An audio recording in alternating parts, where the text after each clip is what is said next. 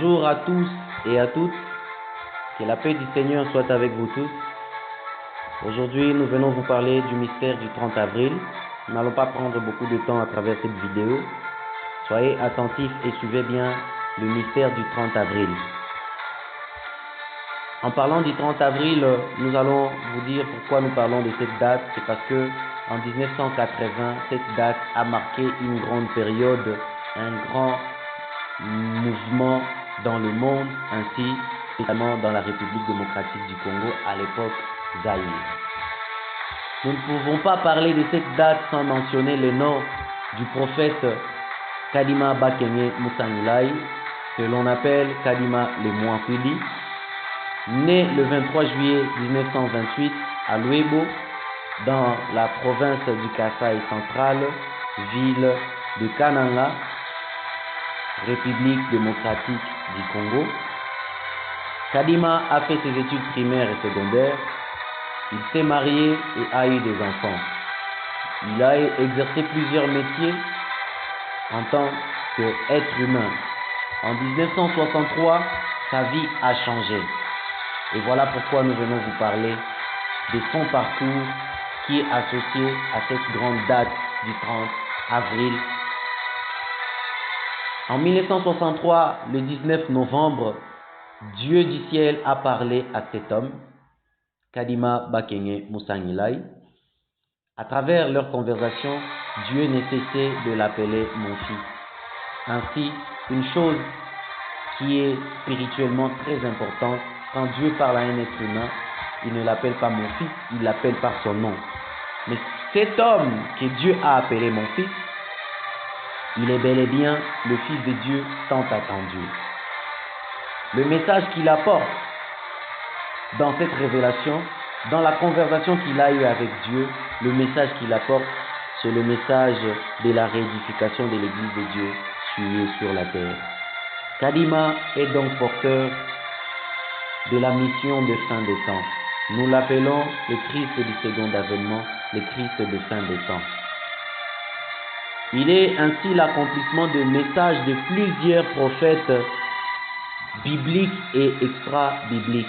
Donc, nous pouvons citer celui qu'on a appelé le Fils de Dieu, Jésus-Christ, lui qui a parlé de l'avènement du royaume des cieux, lui qui a parlé de l'avènement du Fils de Dieu, venu ainsi pour donner du bonheur ainsi que de la place à des chrétiens. Nous parlons aussi du prophète Mahomet, lui qui a parlé de l'avènement du royaume des cieux. Et Kadima Mouakwidi est l'accomplissement du royaume des cieux. Kadima Mouakwidi est venu instaurer le royaume des cieux sur la terre, tel que prédit par Mahomet. Nous avons le prophète Simon Kimbangu, qui a parlé de l'avènement d'un grand roi divin en République démocratique du Congo, qui a dit que l'homme blanc deviendra un homme noir deviendra l'homme blanc. Plusieurs polémiques sont passées à travers ces messages, plusieurs polémiques sont passées à travers cette déclaration du prophète Simon Kimbangu. Et aujourd'hui, nous vous révélons ce qu'il voulait dire en réalité. Simon Kimbangu voulait montrer à l'humanité tout entière que comme l'homme blanc est venu avec la parole de Jésus-Christ à l'homme noir, est venu prêcher l'homme noir comment suivre la parole de Dieu, c'est de ainsi que l'homme noir aussi ira vers l'Europe, vers l'homme blanc pour lui montrer la parole de Dieu à travers Kadima Mouakwidi. Depuis tout à l'heure, vous vous demandez Mouakwidi signifie quoi? Mouakwidi, c'est en Chiluba parce que Dieu a parlé à Kadima Mouakwidi dans une langue qui lui était facile, comme il a parlé à plusieurs prophètes en araméen ou en hébreu. Et il a parlé à Kadima Mouakwidi aussi en Chiluba. Mouakwidi, souvent appelé député, souvent appelé avocat. Mouakwidi, c'est celui qui plaide pour les autres. Dans un rôle spirituel, c'est quelqu'un qui prend les supplications des êtres humains sur la terre et les apporte devant Dieu et prend la volonté de Dieu et la transmet aux êtres humains. Ainsi, Kadima Mouakwidi, après le message lui confié par Dieu, après la mission lui confiée par Dieu, Kadima Mouakwidi continue à œuvrer dans la République démocratique du Congo, en train de parler à ses frères et sœurs de se tourner vers Dieu et de se tourner vers la volonté de Dieu et non par des doctrines instaurées par des personnes qui n'ont pas été inspirées. Kadima Mwakwidi ainsi a trouvé une place dans la communauté des églises du Christ au Zaïre à l'époque où il avait aussi une communauté qu'il était en train de gérer, dans laquelle il était en train de prêcher son message. Lors d'une réunion des synodes, plusieurs communautés ont été suspendues, dans laquelle la communauté évangélique des sacrificateurs dirigée par Kadima Mwakwidi, le prophète, et ainsi une grande période s'est passée où chaque Mwakwidi qui a vécu cette histoire, sa foi est inébranlable parce que il a vu la présence de Dieu dans cet homme que nous appelons Kadima Mwakwidi. Partout où les Bakwidi étaient en train de se réunir, partout où les Bakwidi se réunissaient, il y avait toujours les gens, les agents de force de l'ordre qui venaient pour les arrêter. Il y a eu des blessés, il y a eu des Bakwidi qui étaient emprisonnés, il y a eu beaucoup de personnes qu'on a causé des torts pendant cette période. À travers la prière et la persévérance dans la parole de Dieu, Kadima Mwakwidi était en train de demander à Dieu son Père quand est-ce que ce scénario va se terminer, quand est-ce que son Église aura l'indépendance. Ainsi, Kadima Mwakwidi a eu une vision, une très grande vision, où il a vu une lettre qui lui a été transmise par Dieu le Père. Le ciel a écrit, il a vu en grand caractère des écritures suivantes. C'est décidé 1980. Dieu a décidé pour 1980. Tel était le message que Kadima Mwakwidi a vu dans sa vision.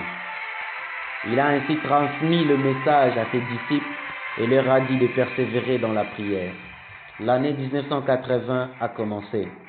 Les Bakwidi n'étaient pas toujours libérés et l'église n'était pas permise de célébrer des cultes. Après plusieurs tentatives, plusieurs demandes d'audience, plusieurs tentatives de vouloir parler au président Mobutu, Kadima Mwakwidi obtient enfin un rendez-vous avec le président Mobutu Sese Seko Kukumbendu Wazabanga. Kadima Mwakwidi, tel que nous connaissons l'ancien président Mobutu, il voulait voir toutes choses avec des preuves. Kadima Mwakwidi a parlé à Mobutu de sa révélation. Il lui a parlé de ce que Dieu lui a donné comme mission. Il lui a donné l'importance du Zaïre dans la mission de Dieu, qui est de la réédification de l'Église de Dieu sur la terre. Ainsi, Kadima Mwakwidi a su prouver à Mobutu qu'il était bel et bien le Fils de Dieu. Il a su le prouver que Mobutu doit contribuer et ainsi Mobutu a signé l'arrêté présidentiel qui portait l'autorisation des célébrations des cultes et la liberté des Bakwidi de œuvrer en tant qu'église. Ainsi, Kadima Mwakwidi baptisa son église, l'église évangélique des sacrificateurs, qui est une église indépendante par rapport au christianisme, à l'islam et à d'autres religions. Aujourd'hui, en RDC, nous pouvons compter le christianisme, le kimbanguisme, ainsi que l'islam, mais aussi de la sacrificature fondée par le prophète Kadima Bakenye Moussa Milai. Il a continué à parler de sa mission après 1980. Il a montré beaucoup de messages, il a montré beaucoup de mystères, il a révélé le mystère de la mort, il a révélé le mystère de la vie éternelle, il a révélé le mystère de la résurrection, il a révélé tout le mystère que le monde a toujours attendu et que les chrétiens et autres religions n'ont pas encore connu. À vous, le chrétien, à vous le musulman, kimbanguiste, bouddhiste, shintoïste et autres, nous vous annonçons aujourd'hui que le message des Kadima Mouakwidi n'est pas de détruire vos religions. Le message des Kadima Mouakwidi n'est pas blasphématoire par rapport à la Bible, au Coran, ni à d'autres livres religieux que les prophètes sont venus écrire. Mais plutôt le message des Kadima Mouakwidi, c'est l'accomplissement de toutes les promesses que Dieu a faites à travers vos prophètes, les prophètes chrétiens ainsi que les prophètes musulmans, Mahomet, le prophète kimbanguiste, Simon Kimbangu et d'autres prophètes. Les témoignages venant de Jésus-Christ qui parlent de l'avènement du Fils de Dieu est accompli en Kadima les Mouakwidi. La prophétie des gens qui étaient isolés dans l'île de Patmos, parlant d'un grand roi divin, d'un homme qui avait le visage d'une pierre de jaspe, nous disons bel et bien que c'est Kadima Mouakwidi. Nous disons bel et bien que c'est le prophète Kadima qui est l'accomplissement, qui est le chevalier blanc, qui porte l'avenir de ce monde entre ses mains. Le message de Simon Kimbangu qui parle d'un grand roi divin qui naîtra en RDC, nous disons bel et bien qu'il s'agit de Kadima Mouakwidi qui est le grand roi divin qui porte l'évangile éternel. John Marang a prédit cela, il a parlé de Kadima Mouakwidi, il a parlé de l'élévation, de la révélation d'un grand sacrificateur dans la ville de Kananga lors de son passage à l'époque en 1962. Kadima Mouakwidi est ainsi l'accomplissement de tout le message. Le royaume des cieux est sur la terre grâce à Kadima Mouakwidi, grâce au message de Dieu à travers Kadima Mouakwidi. Le Christ est de retour à travers Kadima Mouakwidi. Le grand roi divin est sur la terre à travers Kadima Mouakwidi. L'évangile éternel, l'évangile qui parle de la parole de Dieu et du renouveau est sur la terre à travers le message de Kadima Mouakwidi. Ainsi, cette date est une date très importante où l'Église évangélique des sacrificateurs fête la 40e année de l'obtention de la personnalité civile. Une église indépendante qui œuvre en RDC, et l'RDC compte ainsi deux grandes religions issues des deux grands prophètes qui se complètent dans la religion du kimbanguisme du prophète Simon Kimbangu, qui aujourd'hui trouve l'accomplissement dans la religion de l'an 2000, la religion de Kadima Mouakwidi, l'église évangélique des sacrificateurs, aujourd'hui Kadima, fils de Dieu, Kadima, Christ du second avènement. Par la même occasion, nous profitons pour annoncer à l'humanité que Dieu a décidé que la fin du monde ne sera plus. Vous les chrétiens, vous autres religions qui parlez de la fin du monde, nous vous annonçons que la fin du monde ne sera plus, car le Fils de Dieu est sur la terre et il a une mission, pas celle de détruire la terre, mais celle de réédifier l'église de Dieu qui est sur la terre. Aujourd'hui, c'est un grand jour, aujourd'hui, c'est un grand événement où nous nous réunissons tous autour de la parole de Kadima Mouakwidi, qui vient avec un enseignement universel, qui vient avec un enseignement de l'unification de l'Église. À travers l'Église de Bakwidi, tout le message de tous les prophètes trouve leur place et leur accomplissement. Kadima Mouakwidi devient ainsi l'accomplissement du grand message. Kadima Mouakwidi devient ainsi l'unificateur de l'humanité par sa mission, par la dignité lui confiée par Dieu le Père. Sachez bien qu'aujourd'hui, nous sommes contents de vous faire passer ce message et n'hésitez pas à liker la vidéo, n'hésitez pas à partager, n'hésitez pas à envoyer vos commentaires, vos questions que nous allons répondre dans de prochaines vidéos. Cherchez à savoir qui est Kadima Mouakwidi, quelle est la profondeur de son mystère. Ainsi, nous vous disons merci d'avoir suivi la vidéo jusqu'à la fin et la paix sur vous et que Dieu vous bénisse.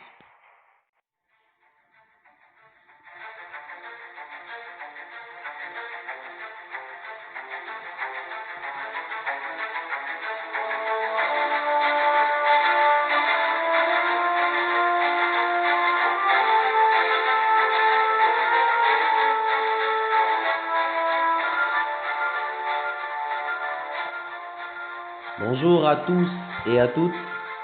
Que la paix du Seigneur soit avec vous tous. Aujourd'hui, nous venons vous parler du mystère du 30 avril. Nous n'allons pas prendre beaucoup de temps à travers cette vidéo.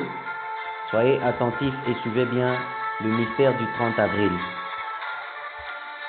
En parlant du 30 avril, nous allons vous dire pourquoi nous parlons de cette date. C'est parce que en 1980, cette date a marqué une grande période, un grand mouvement dans le monde, ainsi notamment dans la République démocratique du Congo, à l'époque Zaïre. Nous ne pouvons pas parler de cette date sans mentionner le nom du prophète